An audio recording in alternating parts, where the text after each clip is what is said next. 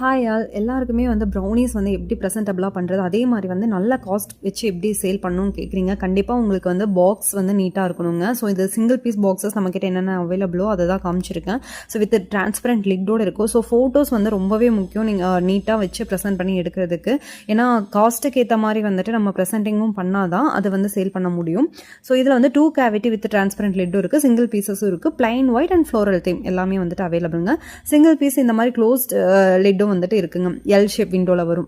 அதே மாதிரி இந்த ஃபேன்சி கோல்டன் பாக்ஸும் இருக்கு. இது வந்து பாத்தீங்கன்னா 4 பீஸ் ப்ரௌனி பாக்ஸ் சைஸ் தான், 6x6. ஸோ இதுல வந்து கிராஃப்ட் டைப்பும் கிடைக்கும், நமக்கு ஒயிட் இந்த 3 இதுலையும் வந்து கிடைக்குங்க. ஸோ இந்த கிராஃப்ட் காமிக்கல் வந்து பாத்தீங்கன்னா 6 பீஸ் பாக்ஸஸ். இது வந்து ஒயிட் அண்ட் கிராஃப்ட் ரெண்டுமே வந்து அவைலபிள் தான். உங்களுக்கு ரெக்குயர்மெண்ட் எப்படி இருக்கோ அதை பேஸ் பண்ணி வந்து நீங்கள் வாங்கிக்கலாம். இதே மாதிரி 9 பீசஸ் பாக்ஸும் நம்மக்கிட்ட அவைலபிள்.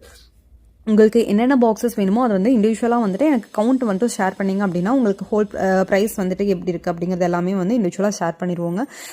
பாக்ஸஸ் நீட்டாக பண்ணிங்கன்னா மட்டும்தான் சேல்ஸ் நல்லா இன்க்ரீஸ் பண்ண முடியும். தேங்க்ஸ் ஃபார் வாட்சிங். பை.